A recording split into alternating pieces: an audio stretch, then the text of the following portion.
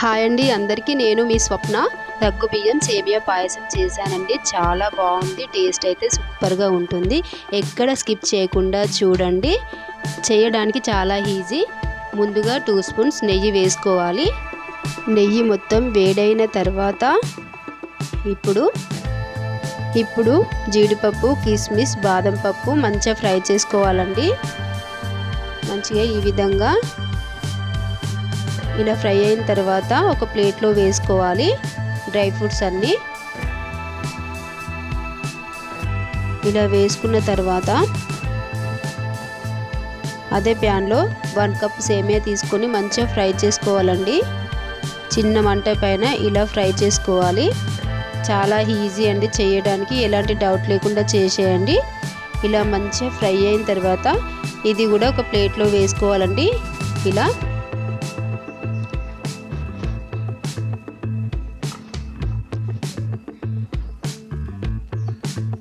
ఇప్పుడు 1 glass water పోసి మరిగించుకోవాలి.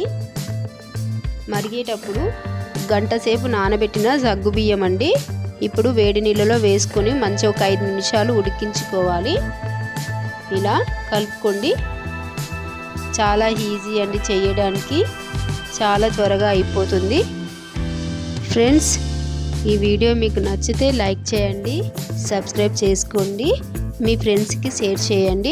ఇలా సగ్గుబియ్యం మరిగిన తర్వాత ఇప్పుడు చిక్కటి పాలు 1 కప్పు తీసుకొని పోసుకొని మంచిగా కలుపుకోవాలండి. ఈ విధంగా మంచిగా మరిగించుకోవాలి. చూడండి ఎంత బాగా ఉడికిందో సగ్గుబియ్యం. ఇలా ఉడికిన తర్వాత ఇప్పుడు సేమియా వేసుకుందాం. సేమియా మొత్తం వేసుకొని మంచిగా కలుపుకోవాలండి. చాలా బాగుంటుంది సేమియా పాయసం. టేస్ట్ అయితే సూపర్గా ఉంటుందండి. చిన్నపిల్లలు కూడా ఇష్టంగా తింటారండి, అంత బాగుంటుంది. ఇప్పుడు 1/2 కప్పు షుగర్ వేసుకొని మంచిగా కలుపుకోవాలండి. ఇలా చాలా ఈజీ అండి చేయడానికి, చాలా త్వరగా అయిపోతుంది. చూస్తుంటేనే తినాలనిపిస్తుంది కదా ఫ్రెండ్స్. నాకైతే ఇప్పుడే తినాలనిపిస్తుంది పాయసం చేస్తుండగానే. చాలా బాగుంది ఫ్రెండ్స్. ఇప్పుడు చివరిగా నేను 4 ఇలాచీలు వేసుకుంటున్నాను. ఇలా మంచిగా కలుపుకోవాలండి. చాలా బాగుంటుంది ఫ్రెండ్స్.